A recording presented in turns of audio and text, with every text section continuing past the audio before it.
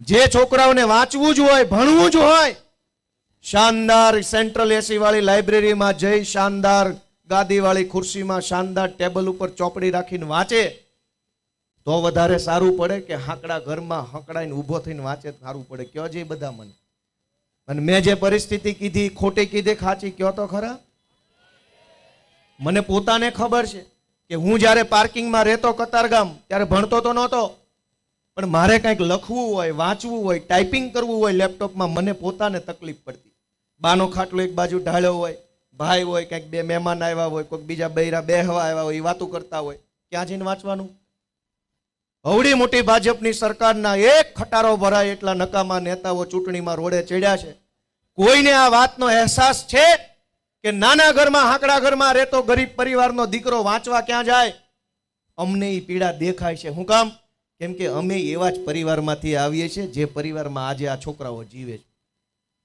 બીજી વાત કે આજ અનેક જુવાનો છોકરાઓ રમત ગમત તરફ આગળ વધ્યા છે.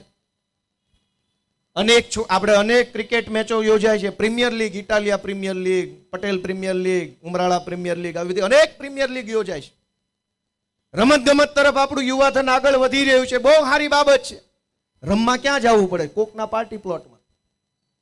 સરકારને એ વાતની ચિંતા નથી કે 10, 20, 30, 40 કરોડનો ખર્ચો કરો તો આલિશાન સ્પોર્ટ્સ કોમ્પ્લેક્સ સુરતની અંદર બની શકે એમ છે ને આખા સુરતના જેને ભગવાને હુનર આપ્યું હોય સ્પોર્ટ્સનું, રમત ગમતનું, એવા જુવાનિયા ઇન્ડોર અને આઉટડોર ગેમ રમી શકે એવું કોમ્પ્લેક્સ અહીં બની શકે. રાજકારણની રમત રમાડે છે, અખાડો કર્યો, રમો, હિન્દુ મુસલમાન ભારત પાકિસ્તાન જીકો. ક્રિકેટનું ક્યાં? બેડમિન્ટનનું ક્યાં? ફૂટબોલ, વોલીબોલ, બાસ્કેટબોલ ક્યાં? બધું.